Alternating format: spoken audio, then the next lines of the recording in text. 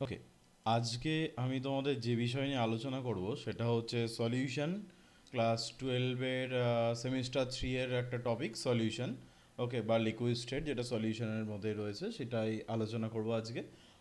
আমি দিয়েছি হচ্ছে তার সলিউশনের ভ্যান্ট অফ ফ্যাক্টর থেকে কিছু অঙ্ক তুলেছি আমি, সেগুলো করব। কিন্তু তার আগে দেখে নিই এগুলোর শর্টকাটগুলো কীভাবে আমি পরীক্ষার সময় অ্যান্সার করবো। ওকে, বিভিন্ন যে গাঢ়ত্বগুলো আছে বা কলিগেটিভ প্রপার্টিসগুলো আছে সেগুলো নিয়ে আগে ডিল করে নেবো, তারপর আমরা কোশ্চেন অ্যান্সারে পৌঁছাবো। ওকে, আচ্ছা, ফার্স্ট আমাদের দ্রবণের বিভিন্ন প্রকার যে গাঢ়ত্বগুলো আছে সেগুলো জানার দরকার। দ্রবণের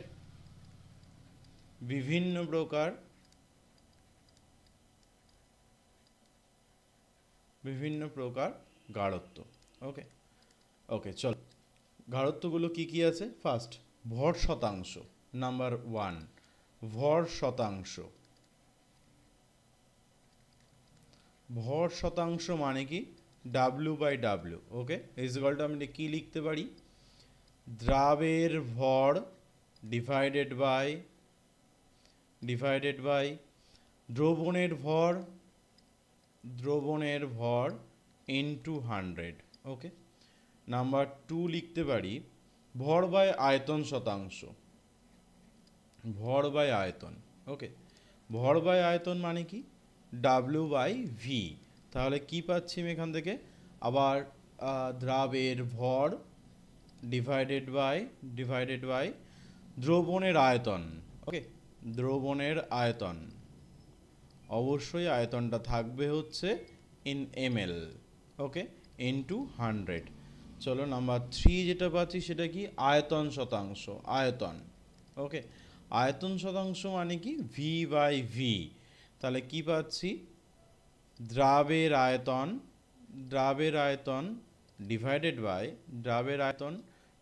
বাই দ্রবণের আয়তন। ওকে, দ্রবণের আয়তন ইনটু 100। ওকে, মোল ভগ্নাংশ নাম্বার চার পাচ্ছি। মোল ভগ্নাংশ।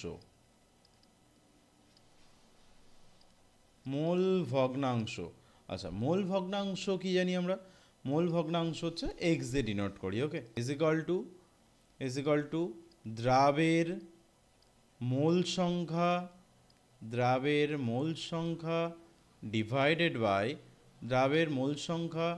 Divided by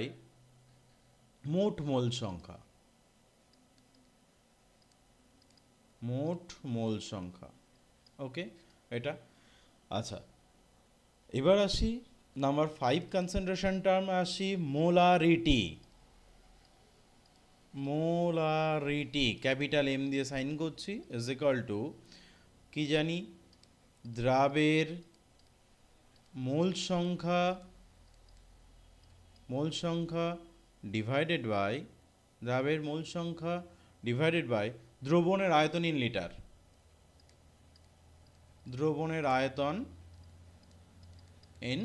litre. ওকে, ওকে, আচ্ছা, নাম্বার সিক্স কিসে আসি? পিপিএম।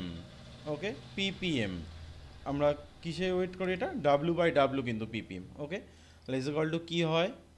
দ্রাবের ভর ডিভাইডেড বাই, আচ্ছা, দ্রাবের ভরটা কিসে থাকবে? গ্রাম, ডিভাইডেড বাই দ্রবণের ভর। ওকে, দ্রবণের ভর এটাও কিসে আছে? গ্রামে, ইন্টু 10⁶। ওকে, এটা পেয়ে যাব।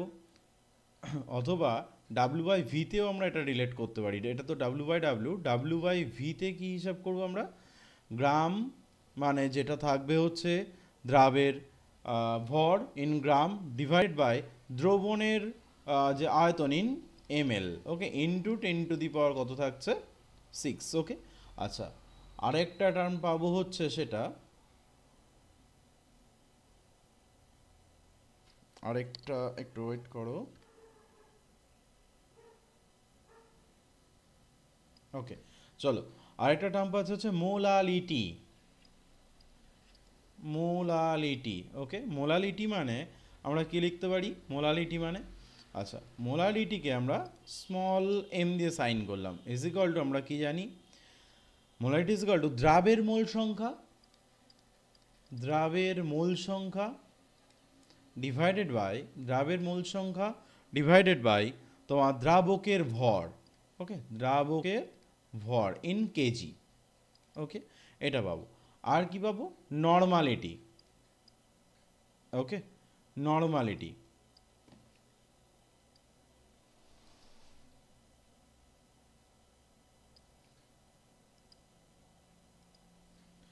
নর্মালিটি, ওকে,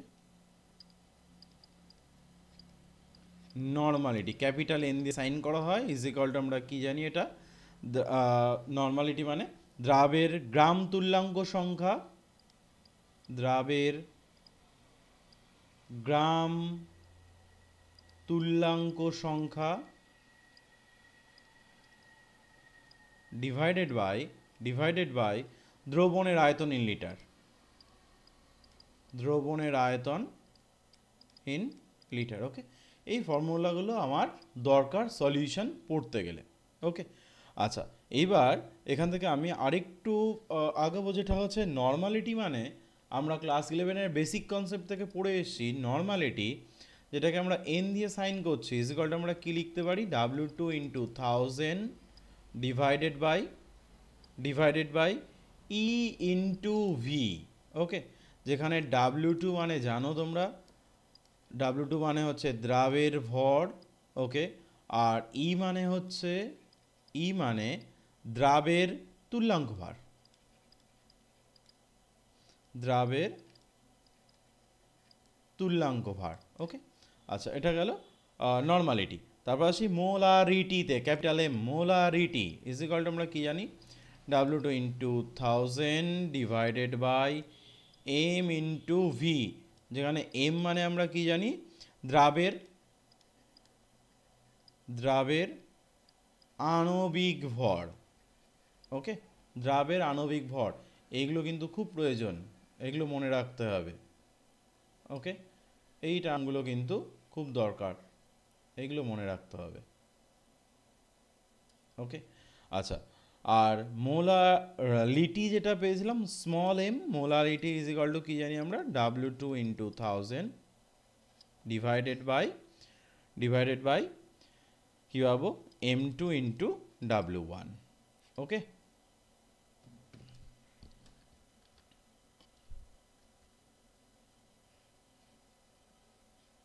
এই ফর্মুলাটাও চাই, দরকার, ওকে। আচ্ছা, যেখানে W1 মানে হচ্ছে দ্রাবকের ভর, ওকে। আর M2 মানে হচ্ছে দ্রাবের আণব ওজন বা আণবিক ওজন, ওকে, দ্রাবের আণবিক ওজন। আচ্ছা, এরপর এখান থেকে আমরা যদি relation between M and M দেখতে চাই, দ্যাট ইজ মোলারিটি আর মোলালিটি, এর মধ্যে রিলেশন দেখতে চাই, আমরা জানি capital M is equal to 1000 into M D divided by 1000 plus M into M2, okay. এই ফর্মুলাটাও আমাদের প্রয়োজন, ওকে, সলিউশন পড়তে গেলে, ওকে। তাহলে যেখানে ডি মানে আমরা কি জানি, দ্রবণের ঘনত্ব, আর সব টার্মগুলো আমরা জেনে গেছি অলরেডি, দ্রবণের ঘনত্ব, ওকে। আচ্ছা, এবার আমরা মোল ভগ্নাংশ কী করে ক্যালকুলেট করব, মোল ভগ্নাংশ। আচ্ছা, মোল ভগ্নাংশ আমরা যদি দ্রাবকের মোল ভগ্নাংশ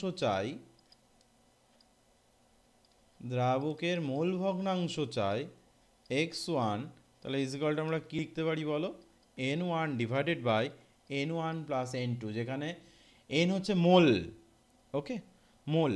আচ্ছা, আর যদি আমরা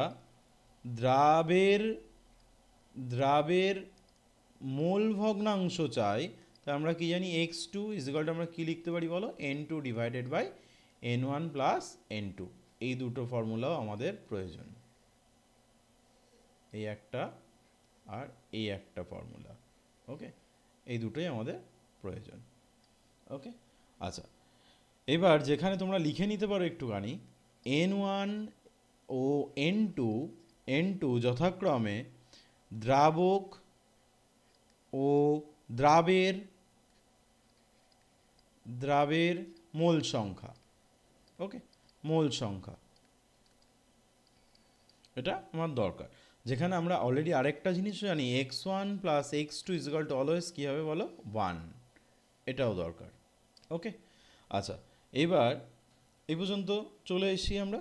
চলো আচ্ছা, এবার কলিগেটিভ যে প্রপার্টিসগুলো আছে, কলিগেটিভ প্রপার্টিস মানে কি, সংখ্যাগত ধর্ম। কটা কলিগেটিভ প্রপার্টি আছে তোমরা জানো, 4টে কলিগেটিভ প্রপার্টিস আছে। ওকে, কলিগেটিভ প্রপার্টি বা বাংলায় বলা হচ্ছে সংখ্যাগত ধর্ম। তাহলে কলিগেটিভ প্রপার্টিস, আচ্ছা এগুলো নিট বা যেইতে তোমাদের খুব হেল্প করবে এগুলো, কারণ ফর্মুলাগুলো একদম শর্টে করে দিচ্ছি, সেই শর্ট ফর্মগুলো তোমরা অবশ্যই মনে রেখে যাবে। ওকে ওকে, কলিগেটিভ প্রপার্টিস। আচ্ছা নাম্বার ওয়ান কলিগেটিভ প্রপার্টি কি আছে,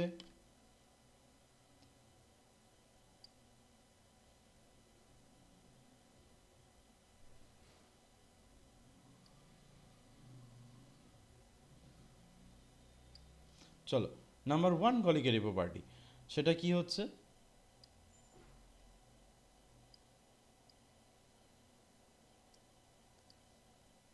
নাম্বার ওয়ান হচ্ছে রিলেটিভ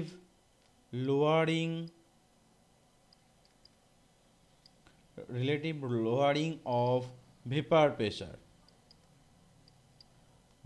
প্রেশার। ওকে,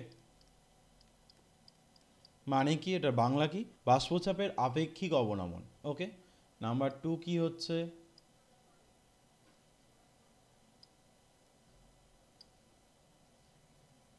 ওকে নাম্বার টু কি হচ্ছে, এলিভেশন।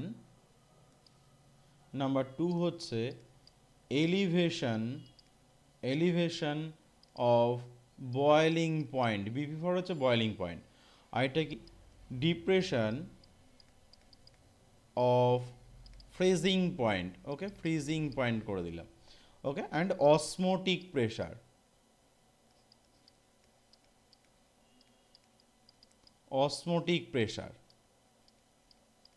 ওকে, যার বাংলা অভিস্রবণ চাপ। এবার ফর্মুলাগুলো আমরা দেখে নেব এক এক করে। ওকে, ফর্মুলাগুলো দেখে নেব। চলো নেক্সট,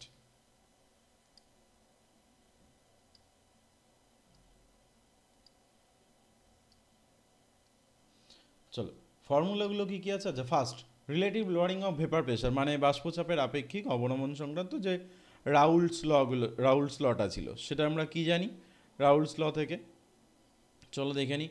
আচ্ছা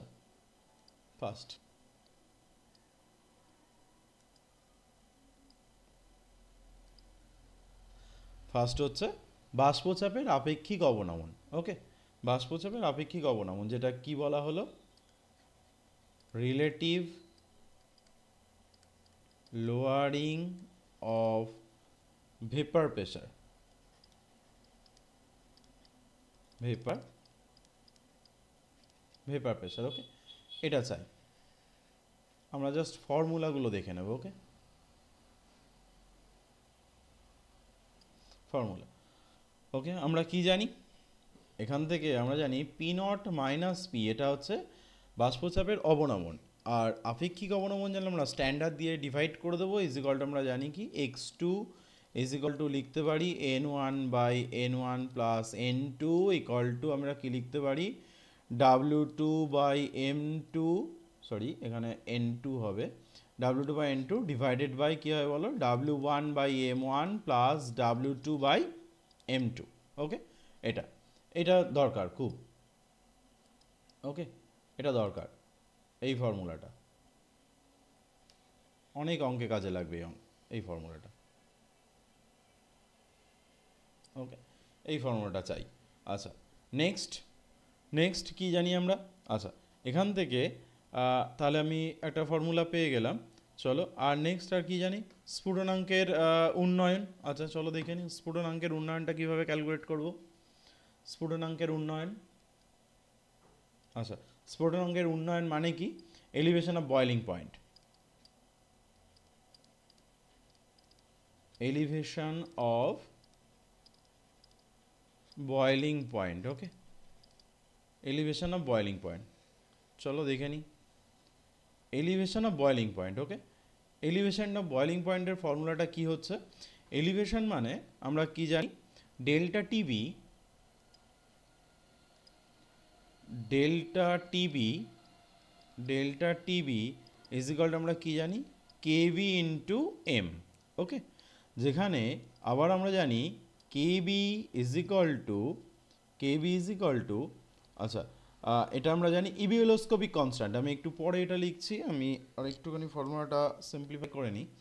কেবি ইন্টু আমরা লিখতে পারি এইভাবে, দেখো তো, এম এর জায়গায় লিখতে পারি W2 ইন্টু 1000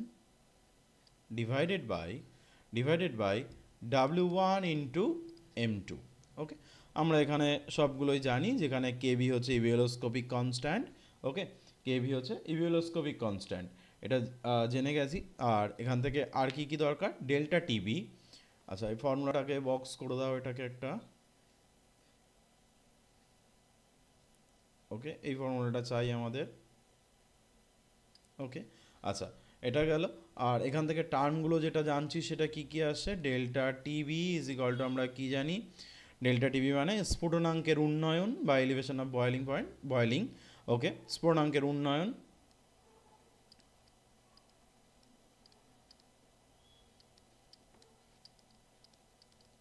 স্ফুটনাঙ্কের উন্নয়ন।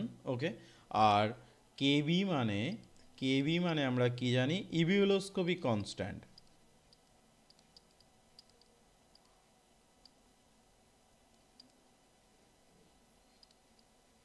ইভিওলোস্কোপিক ধ্রুবক। ওকে, ইভিওলোস্কোপিক ধ্রুবক আমরা জানি। ওকে, আর ডেল্টা টিবি পেয়ে গেছি এখান থেকে। আর আর কি জানি এখান থেকে, ওকে এইটুকু আমার জানলে চলবে। আর এদিকে কেবি এর ভ্যালুটা চাই আমার। ওকে, কেবি মানে আমরা কি জানি, এখান থেকে যে কেবিটা পাচ্ছি, কেবি ইজ ইকাল টু আমরা কি জানি, R T B square divided by 1000 L V. এই ফর্মুলাটা আমাদের চাই।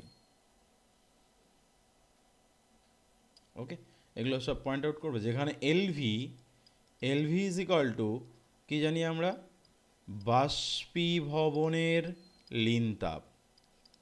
ওকে, লিনতাপ, ল্যাটেন্ট হিট। ওকে, বাষ্পীভবনের লিনতাপ। ওকে, আচ্ছা এরপর আমরা কি বার করব এখান থেকে, বাস এটা গেল। এবার আমরা আসবো হিমাঙ্কতে। ওকে, চলো দেখে নেব হিমাঙ্কটা এ পর্যন্ত গেছে। এবার আমরা আসবো হিমাঙ্কের অবনমন। আমরা কি জানি, depression of freezing point. Okay, depression of freezing point. চলো, ডিপ্রেশন অফ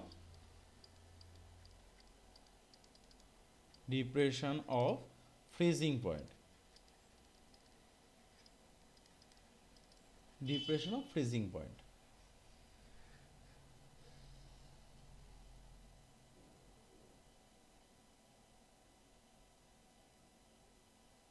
চলো, ডিপ্রেশন অফ ফ্রিজিং পয়েন্ট। আচ্ছা, ডিপ্রেশন অফ ফ্রিজিং পয়েন্ট আমরা আবার একভাবে লিখে নিতে পারি, ডেল্টা টিবি,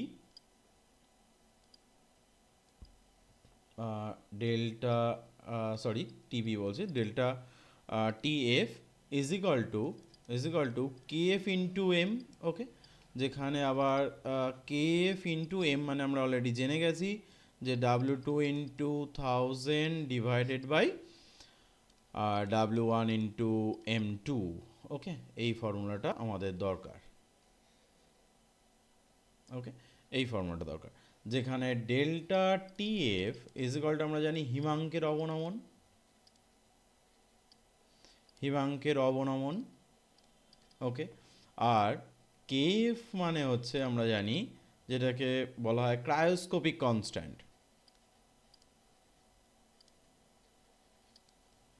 ক্রায়োস্কোপিক ধ্রুবক। ওকে, ক্রায়োস্কোপিক ধ্রুবক বলা হয়, যে কেএফ মানে হচ্ছে R T F square divided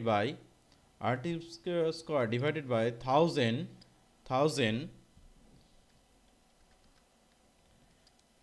thousand into L F.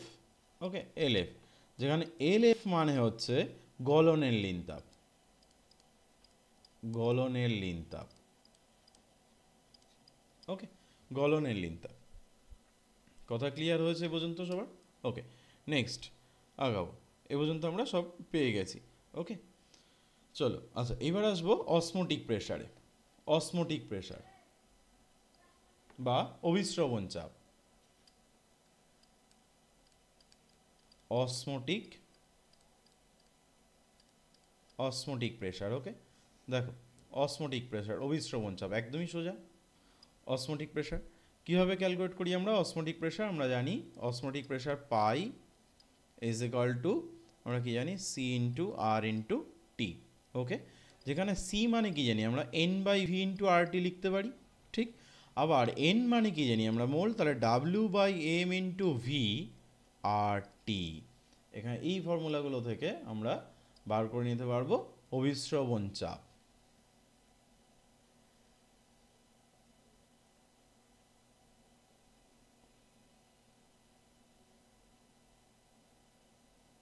ওকে, অভিস্রবণ চাপটা এখান থেকে বার করে নিতে পারবো, যেখানে আমরা জানি পাই ইজ ইকুয়াল টু হচ্ছে অভিস্রবণ চাপ।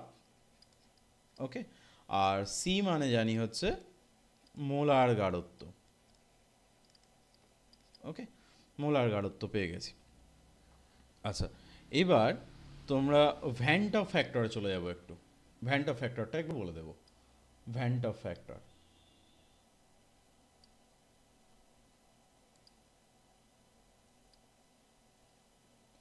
ওকে, van't Hoff factor.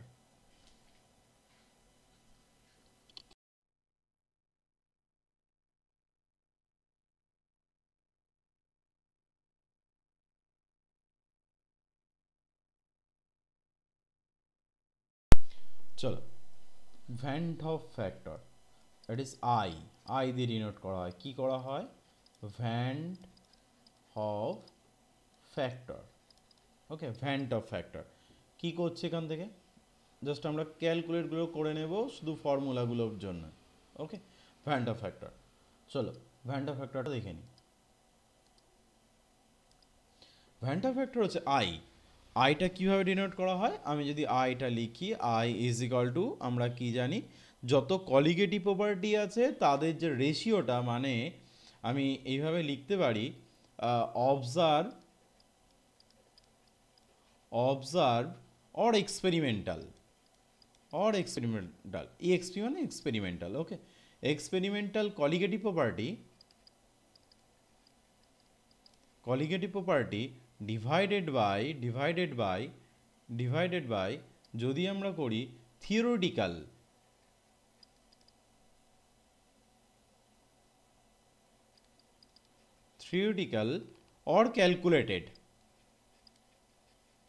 or calculated, okay, colligative property।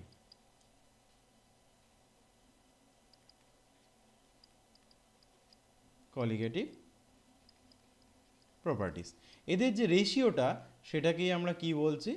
Vent Hoff factor. ওকে, তার মানে আমরা এবার যে কলিগেটিভ প্রপার্টিগুলো চারটে পেয়েছি তাদের রেশিও করব। চলো দেখে নিই। তার মানে কি পাচ্ছি? Van't Hoff factor I is equal to, আমি লিখতে পারি, দেখো তো, pi, that is osmotic pressure, observed by pi theoretical. ঠিক, এটা একটা পাবো, এটা একটা পাবো।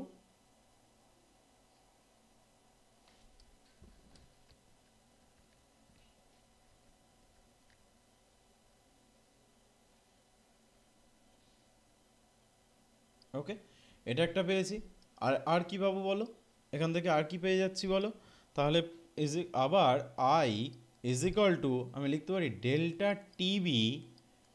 TB observe divided by delta TB, okay, theoretical. এটা একটা পেতে পারি, এটা একটা পাবো।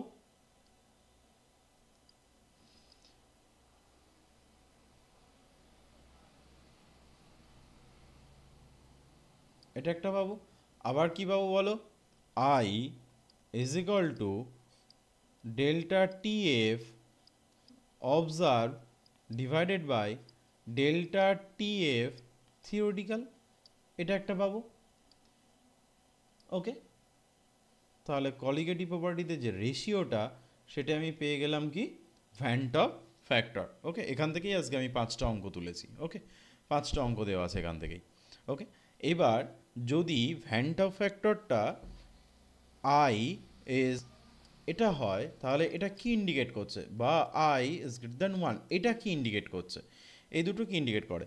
এই ফার্স্টটা ইন্ডিকেট করছে যদি 1 বড় হয় আয়ের থেকে, মানে ভ্যান্ট অফের থেকে বড় হয়, তাহলে সংযোজিত হয়েছে, সংযোজন হয়েছে। ওকে, আর I is greater than is greater than 1 হলে এটা বিয়োজন হয়েছে। ওকে, বিয়োজন হয়েছে, এটাও মনে রাখা লাগবে, এটাও অপশানে দিতে পারে। ওকে, এটাও কোশ্চেনে দিতে পারে। ওকে, তাহলে এইবার আমার এখন যে ফর্মুলাগুলো আমি পেয়েছিলাম সেগুলো মডিফাইড কি করে হচ্ছে, তাহলে pi is equal to osmotic pressure, যেটা পেয়েছিলাম সিআরটি, তাহলে আমি এখন লিখতে পারি আই সিআরটি। ওকে, আবার কি পেয়েছিলাম, delta TB is equal to KB into M, তাহলে I into KB into M. Okay, delta TF is equal to আমি কী পাবো, I into KF into M. Okay, okay, এই ফর্মুলাগুলো আমি পেয়ে গেছি। ওকে, যেখানে আলফার সাথে, আলফা মানে বিয়োজন মাত্রার সাথে আই এর কি relation, alpha is equal to i minus 1 divided by n minus 1। Okay, okay, এটা আবার আবার আমি কি পাবো, আলফা বা এক্সও ধরে নিতে পারি সংযোজন মাত্রা, যেটা এক্স ইজ ইকুয়াল টু আমরা কি জানি, i minus 1 divided by 1 by n minus 1। Okay, এটাও পেতে পারবো। ওকে,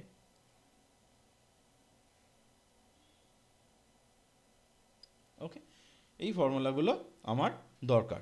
ওকে, ঠিক আছে, চলো এবার তাহলে আমরা ভ্যান্টপ থেকে এগুলো জেনে গেছি, ভ্যান্টপ ফ্যাক্টরগুলো বুঝে গেছি।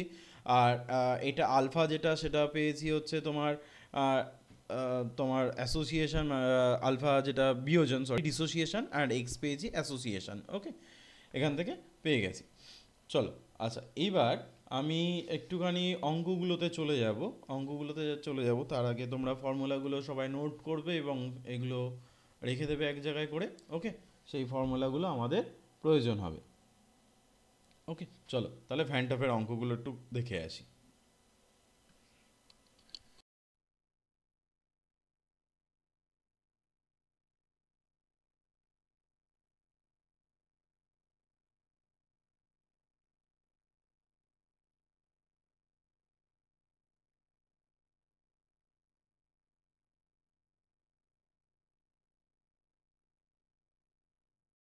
ফার্স্ট কোশ্চেন, এটা ফার্স্ট কোশ্চেন। ওকে, ফার্স্ট কোশ্চেন কি বলছে ভালো করে পড়ে নাও আগে।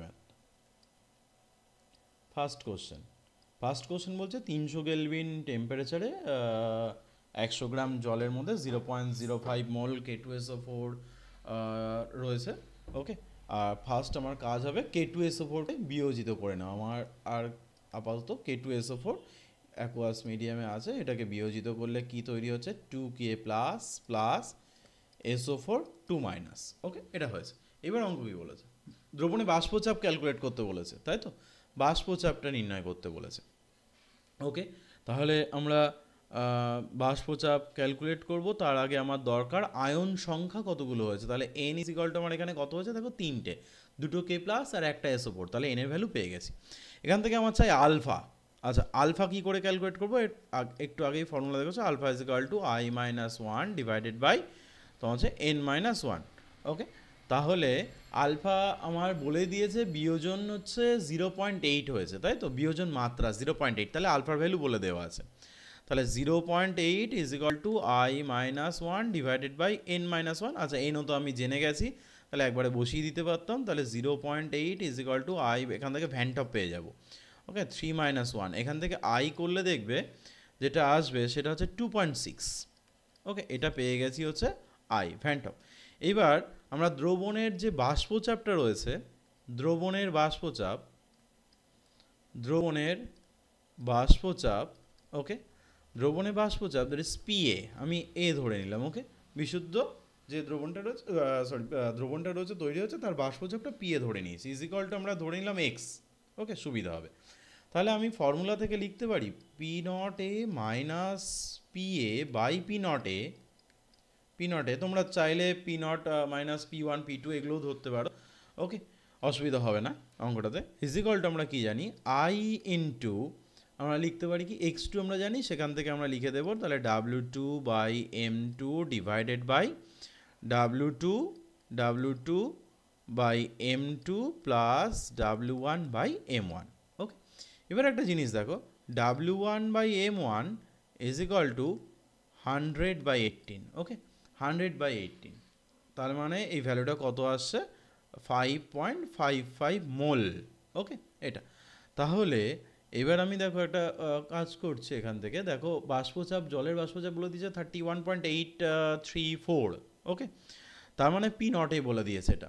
তাহলে পি নটে কত, 31.834 মাইনাস পি এ কত, x divided by 31.834 is equal to 2.6, ভ্যানটা পেয়ে গেছি 2.6 ইন্টু 0.05, এই যে মোল বলে দিয়েছে K2SO4 ডিভাইডেড বাই 0.05 প্লাস 5.55, এই যে বার করে নিয়েছি, ওকে, এই যে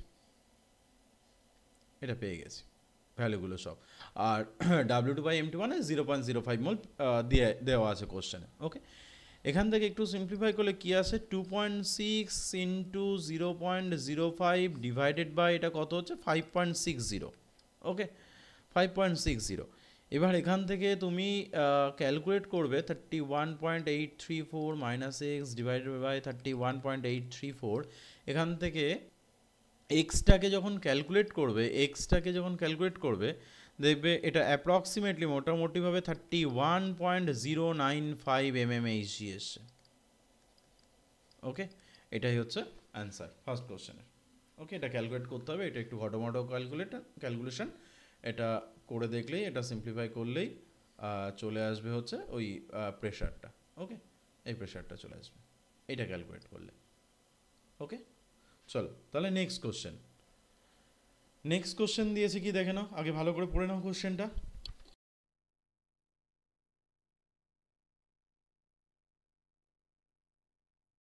নেক্সট কোশ্চেন দিয়েছে নাম্বার 2, কোশ্চেন নাম্বার 2, এটা কোশ্চেন নাম্বার 2, ওকে। চলো কোশ্চেন নাম্বার 2 কি বলছে দেখো, কোশ্চেন নাম্বার 2 বলছে যে 500 cm³ জলে, আচ্ছা তাহলে জলের ওজনটা আমি আগে বার করে নিই এখান থেকে, জলের ওজন, ওকে, জলের ওজন ইজিক্যালটা আমরা কী করে বার করবো, 500 ভলিউম ইন্টু তার ডেন্সিটি, দেখো বলা আছে ডেন্সিটি 0.997, তাহলে 0.997, এটা অ্যাপ্রক্সিমেটলি গুণ করলে দেবে 498.5 গ্রাম দাঁড়াবে, ওকে। এবার CH3COOH দিয়েছে, ওকে, এটা বিয়োজিত হচ্ছে CH3COOH, এটা যদি বিয়োজিত হয় তাহলে আমার বিয়োজিত হয়েছে, তাহলে আমার দরকারের মোল সংখ্যা, তাহলে এর মোল সংখ্যা কী করে ক্যালকুলেট করো, মোল সংখ্যা ইজ ইকুয়াল টু দেখো তো 3 into 10⁻³ minus 3 into 10⁻³ divided by, okay, 60, এইটা করলে, কারণ আমরা অ্যাসিটিক অ্যাসিডের যখন এম বার করবো দেখবে এটা 60 আসবে, ওকে, 60, ওকে, তাহলে এটা অ্যাপ্রক্সিমেটলি আসবে কত, 0.05 মোল, ওকে। তাহলে দেখো 498.5 গ্রাম জলে দ্রবীভূত আছে, ওকে, 0.05 মোল অ্যাসিটিক অ্যাসিড, ওকে। তাহলে হাজারে কত আছে, কারণ আমার হিমাঙ্কের অবনমন চাই, তাহলে হাজারে কত আছে, তার মানে 0.05 ইন্টু 1000 ডিভাইডেড বাই 498.5, তাহলে এটা অ্যাপ্রক্সিমেটলি করলে দাঁড়াবে দেখবে 0.1 মোল, ওকে। তাহলে দ্রবণের মোলালিটি পেয়ে গেছি, দেখো হাজারে বার করেছি, তাহলে দ্রবণের molality is equal to 0.1 molal, okay, এটা পেয়ে গেছি। এবার দেখো যখন আমার বিয়োজনটা দরকার, এবার একটা পেজ লাগবে, একটু ওয়েট করো, ওকে।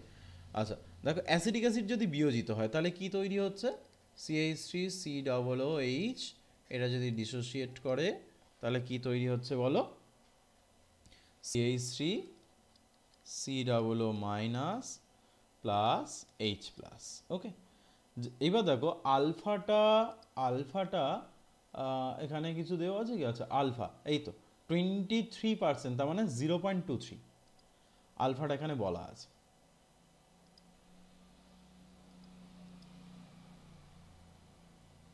আলফাটা বলা আছে, চলো তাহলে আলফা কত হচ্ছে 0.23। আচ্ছা তাহলে এটা আমি যদি বিয়োজনের পূর্বে মোল এটা 1 মোল ধরে নিই, তাহলে বিয়োজনের পূর্বে এটা 0 0। ওকে, যখন সাম্য অবস্থায় এসে অ্যাট ইকুইলিব্রিয়াম এখান থেকে যেটা ডিসোসিয়েট করেছে এটা, আর সেটির পরিমাণই কি তৈরি হয়েছে? এটা তৈরি হয়েছে এই CH3COO মাইনাস এবং এইচ প্লাস। ওকে, এটা তৈরি হয়েছে। তাহলে আই ইজ ইকুয়াল টু আমরা কি জানি? সাম্য অবস্থায় মোট মোল সংখ্যা, তাহলে কি করে বার করবো? 1 minus 0.23 plus 0.23 plus 0.23 divided by কত হচ্ছে? মোট মোল কত নিয়েছে? 1। ওকে, তাহলে এটা করলে আসবে দেখবে 1.23। তাহলে এবার দেখো আমরা কি বার করতে চেয়েছি, আমাদের কি ছিল বার করতে দেওয়ার কথা? হিমাঙ্কের অবনমন। ওকে, তাহলে চলো আমার delta TF is equal to আমরা কি জানি? I into K F into M. তাহলে আই কত পেয়েছি দেখো? আই পেয়েছি 1.23 ইন্টু দেখো কে বলা আছে এই যে 1.86। ওকে, তাহলে কত হচ্ছে? 1.86 ইন্টু 0.1, কারণ কনসেন্ট্রেশন 0.1। ওকে, এই যে বার করে নিয়েছিলাম। ওকে, মোলটা আর কি, তাহলে পার মোলে এই যে মোলালিটি বার করে নিয়েছিলাম এই যে এখান থেকে। ওকে, এখান থেকে বার করে নিয়েছিলাম। চলো তাহলে 0.1 এইটা করলে দেখবে অ্যাপ্রক্সিমেটলি দাঁড়াবে 0.2287 কেলভিন। ওকে, বা তুমি রাউন্ড অফ করে দিতে পারো 0.229 কেলভিন। ওকে, এটাই অ্যান্সার ডেল্টা টি। ওকে, চলো নেক্সট কোশ্চেনটা পড়ে নাও ভালো করে আগে।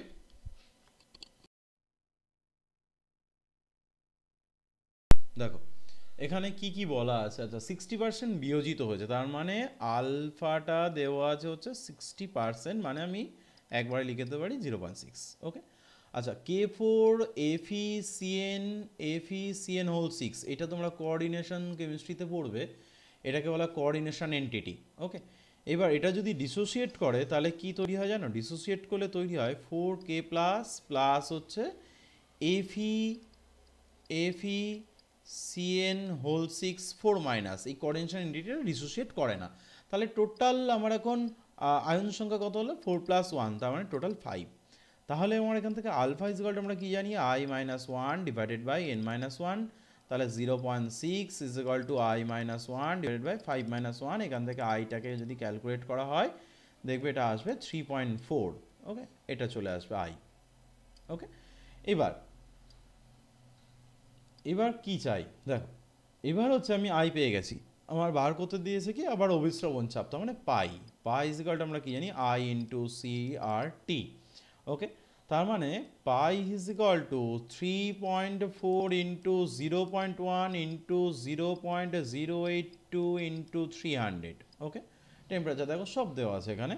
এইটা ক্যালকুলেট করলে পাই দাঁড়াবে দেখবে অ্যাপ্রক্সিমেটলি 8.36 ATM। ওকে, এটাই হচ্ছে অসমোটিক প্রেশার, একদমই সোজা অঙ্ক। ওকে, নেক্সট কোশ্চেনে যাব, দেখে নিও এটা।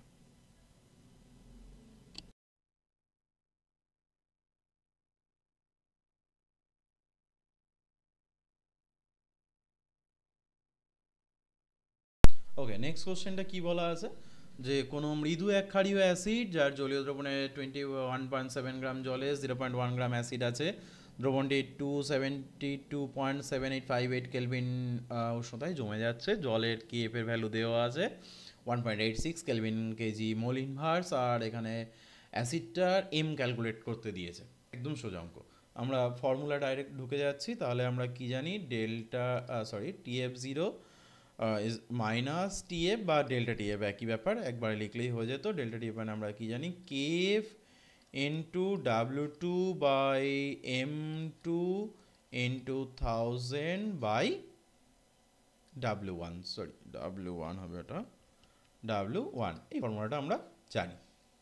ওকে, যে ফর্মুলা ফ্লোচার্টটা করেছি সেখানে দেখবে এই ফর্মুলাটা আছে। ওকে, আচ্ছা তাহলে দেখো delta T F not is equal to আমরা কি জানি 273 minus 272.7858 is equal two K F কত বলে দিই 1.86 ইন্টু ওকে ডাব্লিউ টুটা কত দিয়েছে 0.1 গ্রাম ডিভাইডেড বাই M2 ক্যালকুলেট করতে দিয়েছে ইন্টু 1000, তো থেকে গেল 1000 ডিভাইডেড বাই W1টা কত দিয়েছে দেখো 21.7, চলো 21.7 গ্রাম।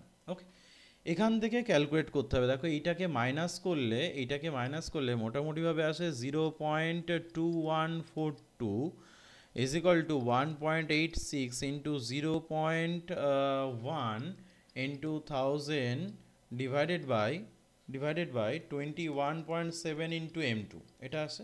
এখান থেকে M2 ইজ ইকুয়াল টু কত আসে 1.86 ইন্টু 0.01 নয় 0.1 ইন্টু 1000 ডিভাইডেড বাই 21.7 ইন্টু 0.2142, এটা ক্যালকুলেট করলে দেখবে অ্যাপ্রক্সিমেটলি এটা আসবে 40.01।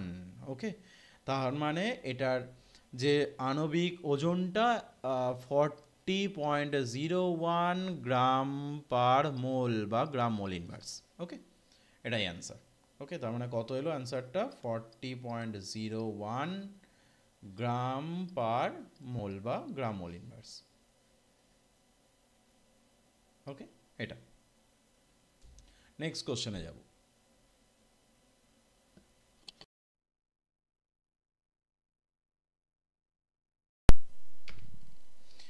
নেক্সট কোশ্চেন কী দিয়েছে 0.85% NaNO3 দ্রবণে আপাতভাবে 90% বিয়োজিত হয় আর 27°C উষ্ণতা, এখানেও তোমার চাওয়া হয়েছে পাই। ওকে, আচ্ছা প্রথম কথা NaNO3 দ্রবণের আমার দরকার আয়তন, দ্রবণের আয়তন। ওকে, দ্রবণের আয়তনটা আমরা কি করে পাচ্ছি, তাহলে 100 ml মানে হচ্ছে আমি লিখতে পারি এটা 0.1 লিটার। ওকে, আর NaNO3 এর ওজনটা কত পাচ্ছি দেখো, ওজন। ওকে, NaNO3 ওজন ইজ ইকুয়াল টু 0.85, কারণ বলেই দিয়েছে 0.85%, তার মানে 0.85 গ্রাম পাচ্ছি। ওকে ওকে, আচ্ছা এমটা কত পাই আমরা, এম অফ NaNO3 কত পাবো বলো, ইজ ইকুয়াল টু 85 গ্রাম পার মোল। ওকে, এটা চলো এবার আমি দেখে নিই NaNO3 এর মোল সংখ্যা কত, মোল সংখ্যা। ওকে, মোল সংখ্যা ইজ ইকুয়াল টু আমরা জানি 0.85 W/M, তাহলে 85, তার মানে কত আসছে, কত মোল, 0.01 মোল। ওকে, এবার যদি NaNO3টা বিয়োজিত হয়, NaNO3 বিয়োজিত হচ্ছে। ওকে, কি তৈরি করবে, Na plus plus NO3 minus. Okay, তাহলে এটা হচ্ছে 1 মাইনাস আলফা, যদি ডিসোসিয়েট করে তাহলে এটা আলফা, এটাও আলফা তৈরি হচ্ছে। মোট মোলটা আমার চাই, মোট মোল ইজ ইকুয়াল টু আমরা কত জানি 1 minus alpha plus alpha plus alpha, তার মানে আলফা আলফা আউট এখান থেকে, তাহলে কত পাচ্ছি আমরা দেখো 1 প্লাস আলফা। এইবার আলফা ইজ ইকুয়াল টু দেখো বলে দিয়েছে, আলফা ইজ ইকুয়াল টু বলে দিয়েছে হচ্ছে 90% বিয়োজিত হয়, তাহলে 90% মানে 0.9, 0.9। তাহলে আলফার ভ্যালু যদি পেয়ে যায় তাহলে আমার মোট মোল কত হচ্ছে, মোট মোলটা কত হচ্ছে, তাহলে 1 প্লাস আলফা মানে 1 প্লাস 0.9 ইজ ইকুয়াল টু 1.9 পেয়ে গেছি। ওকে, এবার সাম্য অবস্থায় মোট মোল সংখ্যা কত হবে, এটা মোট মোল পেয়ে গেছি। সাম্য অবস্থায় মোট মোল সংখ্যা কত হচ্ছে, সাম্য অবস্থায় মোট মোল সংখ্যা, মোট মোল সংখ্যা ইজ ইকুয়াল টু আমরা কী পাচ্ছি দেখো 1.9 ইন্টু 0.01, তার মানে কত হচ্ছে 0.019 মোল। ওকে, এটা এবার আমরা কি জানি, পাই, এবার আমরা পাই সব কিছু পেয়ে গেছি, তাহলে দেখো পাই ইজ ইকুয়াল টু আমরা কি জানি, pi is equal to N/V into RT।